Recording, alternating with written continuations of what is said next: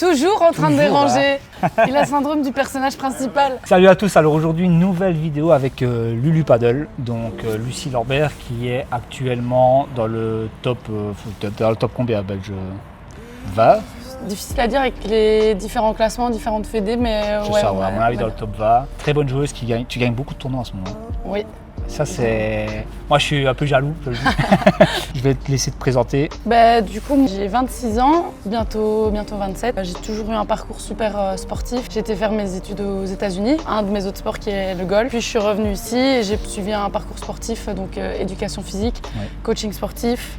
Et là, je me suis lancée dans le coaching en paddle à la Gala Paddle Spirit depuis septembre. J'adore ça, c'est super fatigant, mais j'adore ça. Je fais toujours mes deux autres sports, donc là pour l'instant, je combine les trois en même temps. C'est ça. Et moi, ma première question qui me vient en tête, c'est comment est-ce que tu fais? Je crois qu'on n'a pas les mêmes heures dans notre journée. Ouais, je crois que tu as plus d'heures dans ta journée que moi. Mais en fait, il y a des saisons différentes aussi. Au golf, on recommence plutôt à jouer en mars et on arrête en octobre. Ou de octobre à mars, ça me laisse du temps pour faire à fond paddle et volley.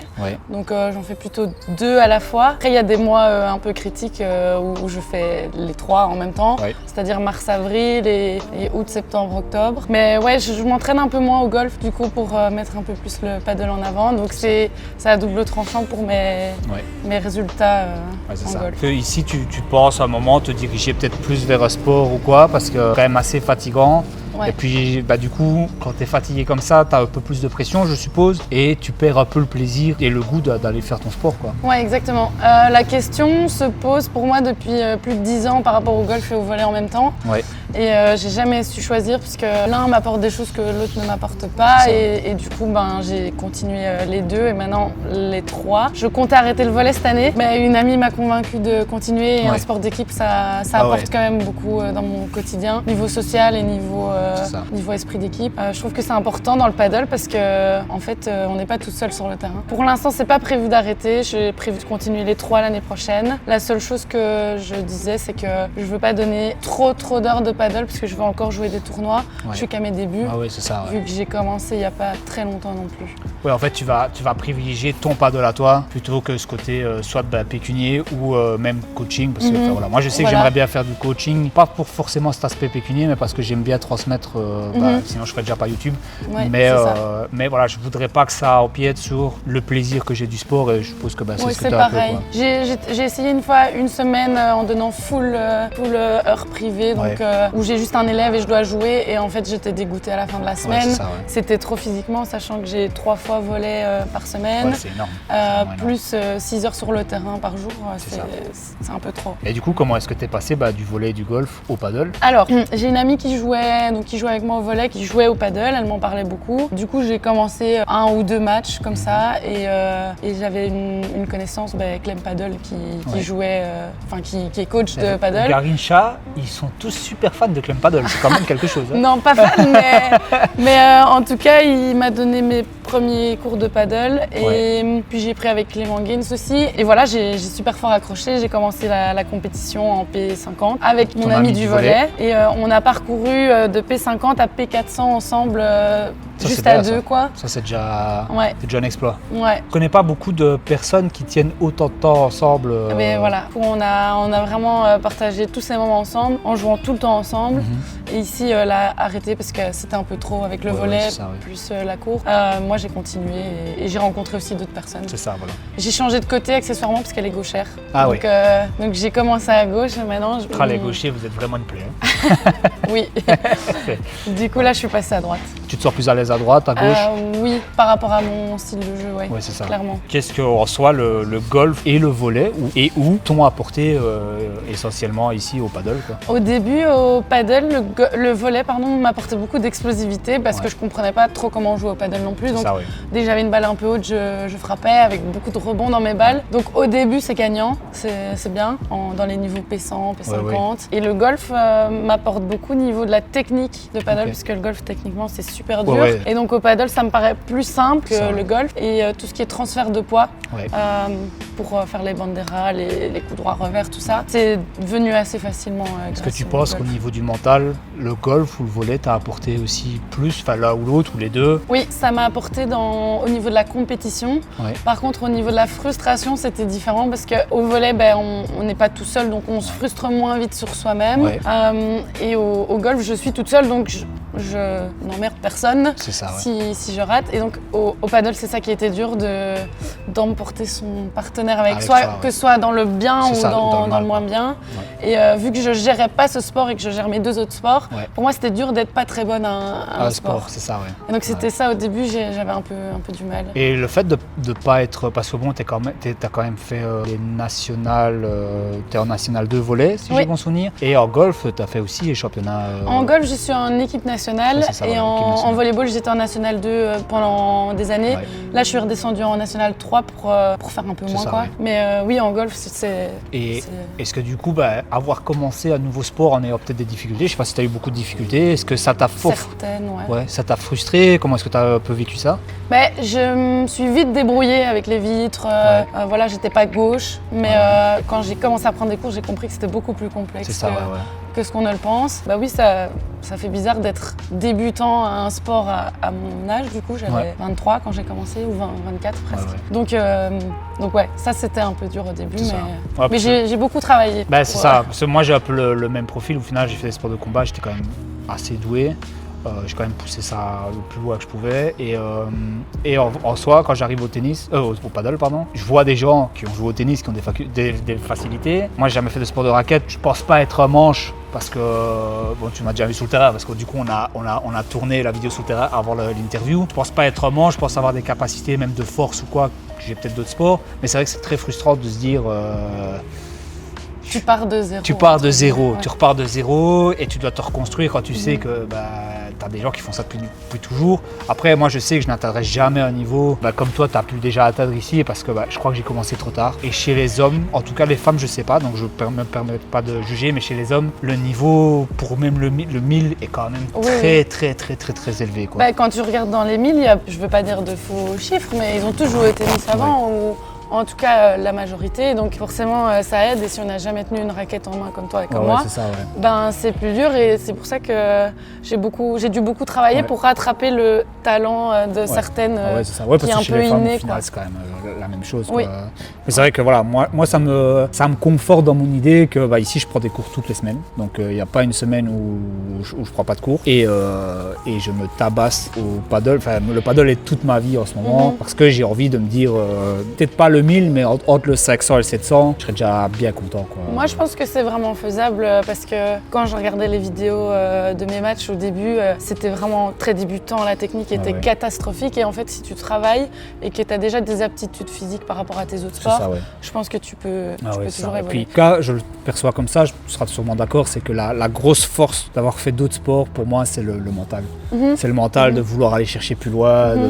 Et voilà, moi, je vois que tu fais des tournois aussi, tu fais presque tous les week-ends des tournois. Non Oui, j'ai parfois 2 tournois par week-end j'ai commencé il y a 2-3 mois à jouer en homme parce qu'il n'y avait pas beaucoup de tournois femmes en 500 et parce que je voulais me challenger un peu plus parce que le jeu est plus rapide et plus explosif, on va pas se mentir. Et au début, je passais pas les prix. Et petit à petit, j'ai pris mes marques. C'est ça. Bon, moi, j'ai une autre question par rapport à tous tes sports. Ici, j'ai vu que tu t'étais blessé au genou, tu t'es fait opérer il y a quelques années. Déjà, comment est-ce que ça va aujourd'hui? Comment est-ce que tu as géré la rééducation? Et le paddle est quand même un sport très traumatisant pour le corps. Comment est-ce que tu gères de ne pas te blesser à l'heure actuelle? Alors je me suis blessée, donc j'ai eu les ligaments croisés, rupture des ligaments croisés au volley. Ça m'a fait très mal. Certains parfois ne le sentent même pas, moi j'ai eu très mal. Du coup, arrêt complet pendant 6 mois. J'ai repris mon premier entraînement après 6 mois. Compète normalement on doit attendre 9 mois, moi j'ai repris après 6 mois. Donc voilà, je touche du bois parce que j'ai rien depuis. Mais pendant ma rééducation, donc après les 6 mois, j'ai dû me refaire opérer une deuxième fois parce que j'ai eu une toute petite complication. Mais donc c'est encore un peu ralenti la chose et j'ai mis, je pense, 2 ans à récupérer mon niveau au volley. Et ça, c'était très dur mentalement. Là, par rapport au paddle, pour moi, c'est beaucoup moins, il y a beaucoup moins de trauma en fait. Parce que le volley, c'est des sauts en déséquilibre, plongée. Et donc pour moi, le paddle, c'est vraiment soft en fait. Comparé au volley. Bah, déjà félicitations, une rééducation quand c'est comme ça, c'est pas toujours évident. Mentalement c'est le plus dur. C'était très dur. Ouais. C'est vraiment le plus dur. Et tu fais quand même du renfort. Tu as le temps aussi pour faire du renfort? Donc j'en ai fait pendant les 2 années avec mon opération comprise dedans. J'ai eu beaucoup de séances de kiné, j'ai renforcé à fond. Mais malheureusement maintenant j'ai plus le temps. L'année passée, l'année d'avant, j'étais en coaching sportif, donc j'en faisais à l'école pendant mes cours. Mais ici là j'ai plus le temps et je sais que je tire un peu sur la corde physiquement parce que je fais beaucoup et je renforce pas beaucoup. Et t'as pas peur de te reblesser ou quoi que ce soit? Je sais pas dans ma tête pour l'instant et je pense que je suis un peu dans le déni, mais j'ai mal nulle part. Donc je pense aussi que ne pas avoir peur, c'est un bon signe parce que quand tu commences à avoir peur, c'est là que tu te reblesses en général. Donc voilà, vaut mieux. Moi je sais que j'ai mes périostites, donc ça fait rien à voir. C'est pas du tout le même, le même niveau. Mais voilà, c'est très douloureux et plus j'y pense, pire c'est. Donc c'est vrai que voilà, maintenant une fois que je monte sur le terrain comme tout à l'heure, je monte, je me dis mal, pas mal, tant pis. Aujourd'hui j'ai moins de douleur vu que je joue un peu moins du coup la semaine et je fais plus de renfort. Mais c'est vrai que la douleur, si tu y penses, si tu as peur de te blesser ou quoi que ce soit, même Clément Gaines me l'a dit, c'est à ce moment-là que souvent tu vas te blesser. Donc, dans la rééducation, la plus grosse partie c'était mental. Mes kinés me disaient si mentalement ça va et t'as pas peur et tu fais bien les exercices, ça ira. Et effectivement, après 6 mois, on m'a dit, voilà, normalement c'est 9 mois pour la compète. Et on m'a dit avec l'IRM que j'ai fait que mon ligament était bien remis. Et donc j'ai commencé sans peur, sans crainte. Et j'ai jamais... c'est bien, tant mieux. Et du coup, en parallèle, qu'est-ce que pour toi, les joueuses amateurs, du coup, mais même les joueurs, les joueuses, parce que t'es coach, sous-estiment physiquement? Moi j'entends souvent dire que le paddle c'est pas très physique. Et donc moi je rigole un peu. C'est vrai que quand j'ai commencé le paddle, je trouvais pas ça très physique parce que je jouais dans les niveaux plus bas, etc. Mais quand on attrape un bon niveau, que ce soit en homme ou en femme, le jeu de jambes est très important. Avant, arrière, gauche, droite. Moi c'est ma lacune, c'est avant-arrière. Pour garder le filet, etc. Donc ça, je pense que les gens sous-estiment. Et ils le sous-estiment aussi principalement parce que quand ils prennent cours aussi, ils sont au panier, ils ont toujours des bonnes balles, ils savent ce qu'on va faire. Et puis en tournoi, ils retranscrivent pas ce qu'ils font en cours parce qu'il n'y a pas ce... Moi, je sais qu'avec Arnaud Mécène, moi, je lui ai demandé vraiment qu'on travaille à chaque cours la mobilité. Parce que je sens qu'en match, je vais vite. On en a parlé avec Alex Brim, c'est que en fait, tu baisses la rapidité des échanges, le rythme, mais automatiquement tu vas baisser l'intensité alors qu'il ne faut pas, c'est juste baisser le rythme et tu gardes l'intensité. Et moi je sais qu'Arnaud, il ne pardonne pas. Si tu dois avancer et que tu n'avances pas, il te met la balle de ta vie et à l'inverse, si tu es sans circuler et que tu ne recules pas, ça ne passera pas. Donc voilà, ça je pense aussi que au coach, après ça dépend aussi le niveau des joueurs en face, etc.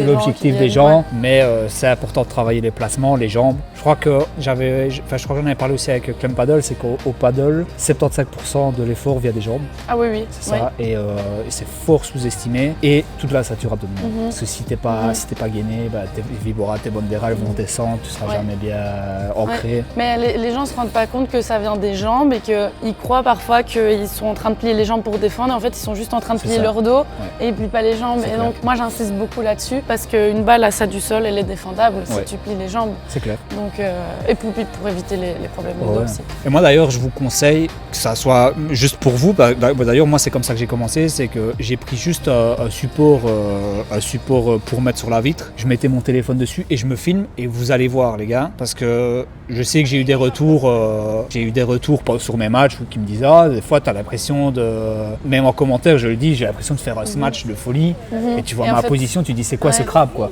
Et en fait quand vous allez vous filmer, en fait vous allez vraiment vous rendre compte de votre positionnement, de comment vous êtes mis, de comment vous allez vous baisser, vous allez prendre la raquette, faites tout. Et moi je sais qu'il y a beaucoup de gens qui aiment bien parce que quand je joue contre eux, forcément ils ont la vidéo et je trouve ça toujours intéressant de se filmer parce que on se croit toujours bien meilleur que ce que l'on est vraiment. Ça remet les idées en place de se voir jouer, c'est exactement ce que j'ai fait au début. Moi je sais pas ce que tu en penses, mais par rapport à certains autres sports, quand tu connais pas le sport ou n'importe quel que soit le domaine, que ce soit du travail ou quoi, tu te dis je suis pas mauvais, je suis bon quand tu connais pas. Et en fait plus tu rentres dedans, plus tu commences à connaître des gens, et puis tu te dis je suis médiocre. Je suis d'accord avec toi, parce que le nombre de personnes qui me disent moi je sais bien jouer au golf. Si tu savais ce que c'est bien jouer au golf, c'est pas taper une balle sur 50 en l'air, c'est différent. Et c'est pareil au paddle. Les gens qui disent oui mais moi je joue bien au paddle et puis ils vont en tournoi en P100 et puis ils se font... c'est ça. Moi c'est ce que je dis. Moi par exemple je pense de manière totalement... J'essaie d'être le plus plus objectif, je pense pas avoir un niveau 100. En tout cas, je pense que j'ai passé le niveau 100, que je commence à avoir plus de coups, etc., plus de placements.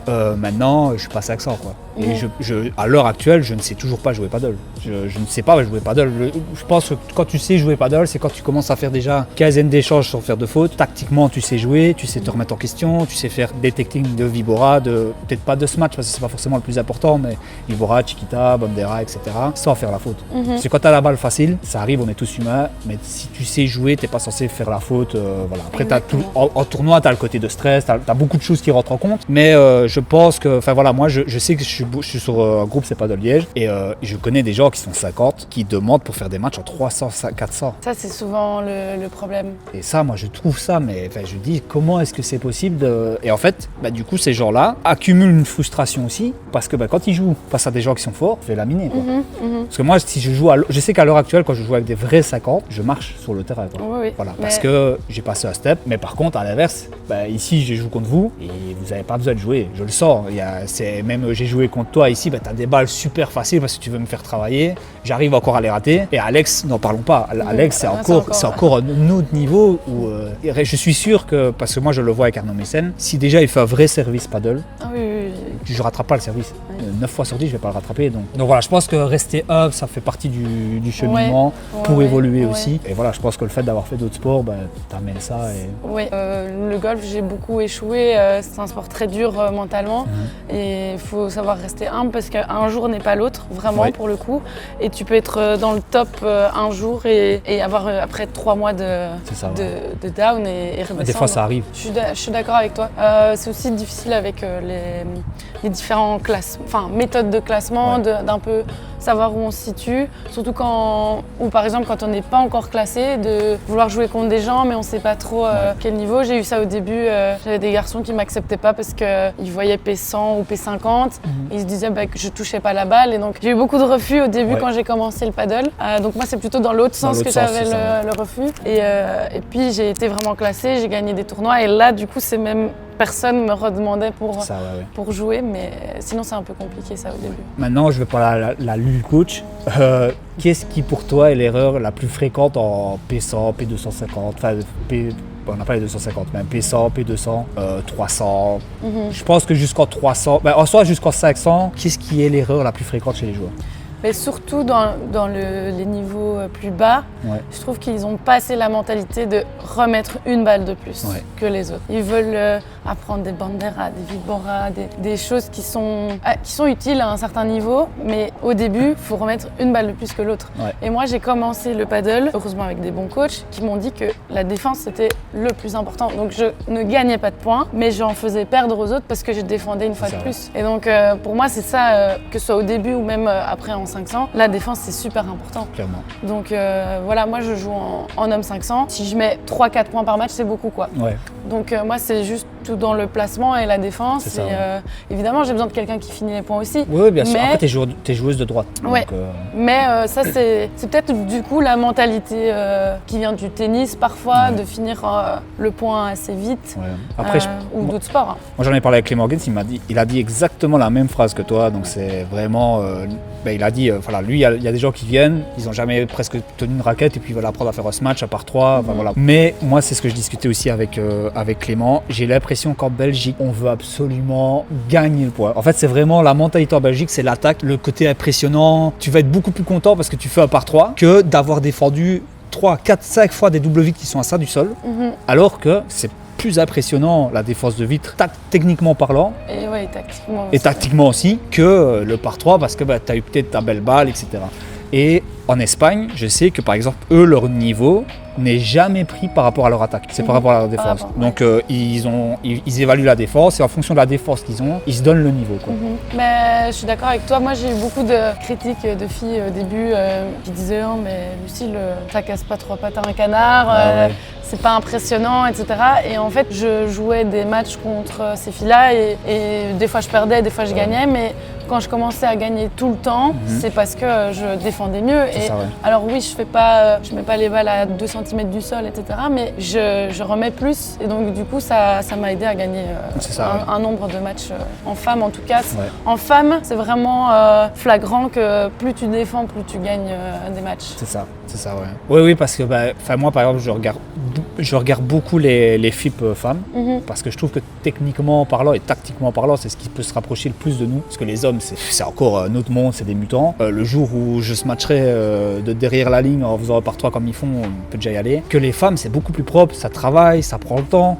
Les poids sont des fois plus longs, c'est peut-être des fois plus chiant entre guillemets à regarder, mais je trouve que c'est un vrai paddle. C'est du vrai paddle comme on pourrait nous le jouer. Et au final, quand tu es sur le terrain, tu vas kiffer autant que si tu as fait ton par 3 alors que tu as défendu 3, 4, 5 fois. Tu choisirais quoi pour toi à ton niveau, au niveau femme P500, mental ou technique? Plus mental. Donc si par exemple je garde ma technique que j'ai maintenant. Technique égale, mental égal, tu vois, qu'est-ce qui pourrait faire la différence? Plutôt la technique ou plutôt le mental? Je dirais 70% mental, 30% technique, dans le sens où si on sait, peu importe comment, si on sait remettre la balle où on veut, à l'endroit qu'on veut et au bon moment, que ça ressemble à rien, honnêtement, on s'en fout quoi. Je pense que, comme disait mon boss ici à l'académie, il dit que le plus important c'est de la mettre au bon endroit, à la bonne vitesse et au bon moment, peu importe comment tu le fais.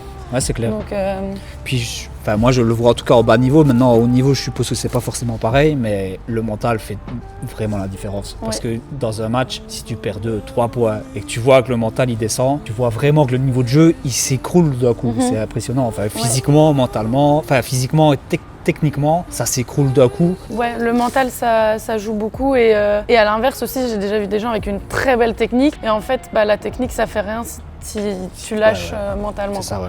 Et donc je pense que le mental, c'est vraiment important. Parce que les pros, au final, quand tu regardes, ça va souvent être 1, 2, 2, 3, 3, 4, 4, et puis 5, 4. Et c'est à la fin que tu sens que c'est le mental vraiment de rester focus jusqu'à la fin, jusqu'au dernier moment. Je pense que ce qui fait la différence entre les numéros 1 et 2 mondiaux et les 10-15, c'est vraiment cette barrière aussi, cette barrière mentale. Parce que, alors on dit oui, Tapia et Coelho, ils se matchent bien, mais Osberger aussi, LeBron aussi, pourtant ils sont jamais tout le temps premiers, quoi. Moi j'ai un objectif que 500 avant fin de l'année. Arriver en 500, pas sortir des poules en 500, mais j'arrive en Elo en 500. Pour toi, si je veux passer ce cap, que ça soit possible ou non, qu'est-ce que je dois absolument travailler pour y arriver? Alors, si je dois parler par rapport à notre petit match, enfin plusieurs matchs, je dirais peut-être, en tout cas aujourd'hui, les volets, les profondeurs de tes volets et l'endroit où tu les mets, et aussi la patience. Ouais, clairement. La patience, parce que je pense que la force, la puissance, l'attaque, tu l'as.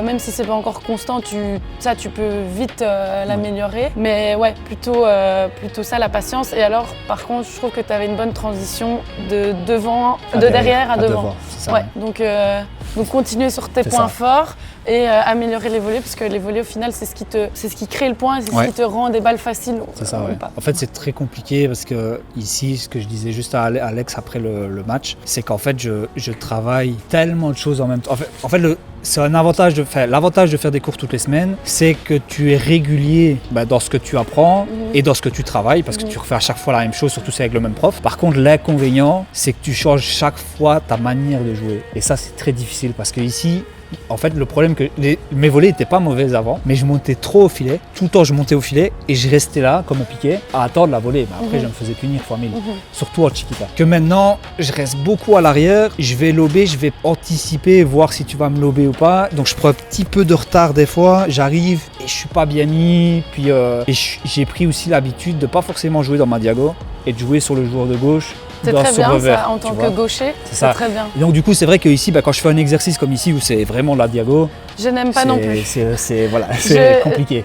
Pour moi, c'est pareil que toi, j'adore jouer tout droit parce que j'ai souvent joué avec des meilleurs joueurs. Quand je joue en homme, l'homme est souvent meilleur. Quand je joue en femme, j'avais une très bonne partenaire qui jouait à gauche. Et donc je me suis habituée à jouer vraiment tout droit, parce que déjà c'est embêtant en tant que joueur de gauche de tout avoir dans le revers, etc. Ça, et c'est surprenant aussi. On s'attend à droite une droitière, à ce que ça aille dans la diago. Donc pour te dire, en match, je vais plus toucher la vitre qui est vraiment devant moi que la vitre latérale. Parce qu'en fait, moi, tu vois, en match, en tout cas parce que ici, tu vois, les lobes, majoritairement, j'essaie de les faire au milieu sur ton revers à toi. Donc ça, c'est quelque chose que j'ai quand même fort bossé, que ça soit au milieu, mais côté jour de droite dans le revers. Et en fait, dès que je suis en volée, je viens aplatir le mouvement, mais je croise full. Comme ça, la balle, elle part vraiment croisée première vite. Et alors, pour le joueur, il se retrouve dans une position vraiment totalement tournée. Et la seule chose qu'il peut refaire, c'est la remettre vraiment douce. Et là, alors, je fais le pas en avant et je la sors en par 4 ou quoi. Donc c'est vrai que cet exercice-là est très difficile. Maintenant, de toute façon, tu as totalement raison. Les volées, il faut que je les appuie plus. En fait, j'ai l'impression que je finis jamais le mouvement non plus. Tu vois. Quand je suis à droite, ça va parce que je dois finir parce que je veux croiser. Mais quand je suis là, quand je dois décroiser, en fait, je fais ça et j'arrête le mouvement. Et du coup, la volée, elle est dégueulasse. Donc c'est vrai que ça, c'est quelque chose à vraiment travailler. Et être plus régulier aussi. Il n'y a rien à faire. J'essaie d'être régulier en match. Encore une fois, ici, c'est fort différent. Il y a la pression, il y a les caméras, c'est du divertissement. Mais je suis pas assez régulier. Je suis pas patient, en fait, t'as raison. Je vois une belle vibora, je me précipite et au final, la balle, elle passe au-dessus de moi, tu sais pas pourquoi. Ou j'essaye des matchs. Bon, après, on a fait les exercices avec Alex, donc je me suis dit, je vais essayer quelques-uns. Mais je me précipite trop. Le truc, c'est de réussir à être plus patient, mais garder ton intensité. Et un bon exercice pour ça, du coup, tu peux faire des diagonales avec quelqu'un de ton niveau ou un peu plus fort et te dire à toi, te donner l'objectif de rester derrière, lober, chiquita, monter un petit peu au filet, mais en tout cas de l'avoir à l'usure en fait. Ouais, c'est ça, Comme ça t'apportera en fait un peu de patience. Et vraiment, après ça, j'ai vraiment essayé de le faire parce qu'en fait, Alex, juste avant, avec qui j'ai fait l'interview, m'a dit, je fais des lobes et je monte pas du tout. Tu vois, j'attends parce que je sais pas pourquoi, ou alors je monte. Mais vu que le lob est vraiment haut, vraiment bien, je marche pour aller jusqu'au filet. Et c'est honteux, c'est vraiment honteux, c'est catastrophique. Parce que je prends le temps. Est-ce que je veux m'économiser physiquement, mentalement, je sais pas trop. Quand je suis dedans, je m'en rends pas forcément compte. Et ça doit pas arriver. Donc c'est vrai que contre toi, par contre, j'ai vraiment essayé d'être beaucoup plus dynamique dans ce fait d'avancer, reculer. Encore une fois, c'est dur de penser à tout ce qu'il y a à penser. Il y a tellement de choses à penser au paddle. Mais je prends en compte ce que tu dis, surtout pour les volées, parce que je pense que j'ai quand même des grands bras. Je suis gaucher, donc c'est ultra chiant. Pour les effets, etc. Et je peux vraiment impacter plus si à la volée, je vais chercher des meilleures zones. Et autre chose, du coup, par rapport à ta force de lober au milieu, dès que tu vois le joueur de droite en haut revers, tu peux monter. Là, tu peux. En général, on fait rien de waouh avec le revers haut. C'est ça, si t'es un gaucher dans ta diago, c'est différent. Mais là, si je suis un gaucher, je fais que dans le coin de la vitre et j'attends. Ou alors je joue même pas sur lui. C'est comme chaque joueur qui joue face à un gaucher, on ne joue jamais sur le gaucher. Voilà. Je suis mis au frigo H24. Donc voilà, j'espère que la vidéo vous aura plu à vous. J'espère que toi, tu auras passé une bonne interview. Et je vous dis à plus pour la partie 2, donc qui sera avec Lulu et Alex. Les meilleurs coups qui vont m'apprendre donc pour toi la barada et pour Alex le par 3 de loin. Un peu trop loin à mon goût. Donc voilà, n'hésitez pas à lâcher un like, commentaire, vous abonner. Je vais donner ton Insta, c'est Lulu Paddle Coach de toute façon, je le mettrai dans la description. Donc voilà, je donnerai ton Insta et encore un grand merci. Merci à toi. Et à la prochaine les gars.